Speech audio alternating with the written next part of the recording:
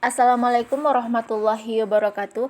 Kami dari kelompok 3 akan mempresentasikan rancangan kompensasi yang beranggotakan Femi Yulia Putri, BP 200-237, Cici Octavia Rusyanti, BP 200-236, Rika Puspita, BP 200-238. Definisi kompensasi. Kompensasi adalah total seluruh imbalan yang diterima karyawan sebagai pengganti jasa mereka, atau balas jasa yang diberikan oleh organisasi atau perusahaan kepada karyawan yang dapat bersifat finansial maupun non-finansial pada periode yang tetap.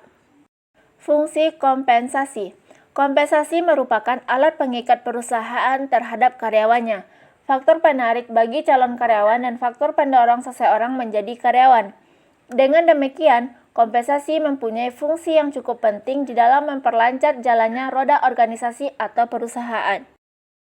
Tujuan kompensasi: mempertahankan karyawan yang ada sekarang, menjamin keadilan, menghargai perilaku yang diinginkan, memenuhi peraturan yang legal.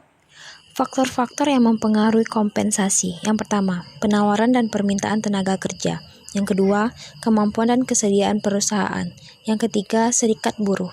Keempat, produktivitas kerja karyawan. Kelima, pemerintah. Keenam, biaya hidup. Ketujuh, posisi jabatan karyawan. Kedelapan, pendidikan dan pengalaman karyawan. Kesembilan, kondisi perekonomian nasional. Kesepuluh, jenis dan sifat pekerjaan. Item-item kompensasi. Yang pertama, finansial. Adalah imbalan dalam bentuk uang yang diterima karyawan. Yang kedua, finansial langsung, yaitu bayaran yang langsung diterima dalam bentuk upah, gaji, komisi, atau bonus. Yang ketiga, finansial tidak langsung, yaitu seluruh imbalan finansial yang tidak termasuk dalam kompensasi finansial langsung. Yang keempat, non-finansial, yaitu kepuasan yang diterima seseorang dari pekerjaan itu sendiri atau dari lingkungan psikologis dan atau fisik tempat orang tersebut bekerja. Kompensasi dibagi dua menjadi finansial, non-finansial, dan finansial terbagi menjadi langsung dan tidak langsung. Finansial langsung terdiri dari upah, gaji, komisi, bonus, dan finansial tidak langsung terbagi menjadi jaminan sosial, asuransi jiwa, rancangan pensiun, perawatan kesehatan. Kompensasi non-finansial terbagi menjadi dua, pekerjaan, lingkungan kerja. Pekerjaan terbagi menjadi variasi keterampilan, identitas tugas, otonomi, umpan balik. Lingkungan kerja terbagi menjadi kebijakan, manajer yang baik, karyawan yang kompeten, rekan kerja yang menyenangkan, kondisi kerja, waktu kerja. Macam-macam sistem kompensasi. Sistem kompensasi terkategorikan dalam 3 aspek. Yang pertama yaitu aspek individual, yang kedua personal aspek kelompok, ketiga tim aspek organisasional. Sistem kompensasi 1 individual terdiri atas komisi upah borongan merit pay insentif kehadiran insentif kreativitas.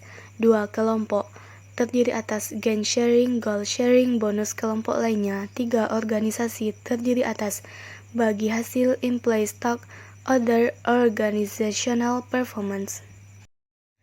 Dasar-dasar penentuan kompensasi suatu jabatan. 1. Berat ringannya tanggung jawab jabatannya. 2. Tinggi rendahnya tingkat pendidikan pemangku jabatan. 3. Lamanya masa kerja di perusahaan yang bersangkutan. 4. Tinggi rendahnya nilai jabatan di pasaran tenaga kerja. 5. Keluaran atau output yang dapat dihasilkan oleh sesuatu jabatan. Faktor-faktor yang perlu dipertimbangkan dalam menentukan kompensasi, khususnya finansial. 1. Keadilan. 2. Kemampuan organisasi. 3. Mengaitkan dengan prestasi. 4. Peraturan pemerintah. 5. Kompetitif. Asas kompensasi. 1. Asas adil adalah besarnya kompensasi yang dibayarkan pada setiap karyawan disesuaikan dengan jenis pekerjaan, tanggung jawab, jabatan, prestasi kerja, dan memenuhi persyaratan kerja. 2. Asas layak dan wajar adalah besarnya kompensasi yang dibayarkan pada setiap karyawan dapat memenuhi kebutuhannya pada tingkat normatif yang ideal.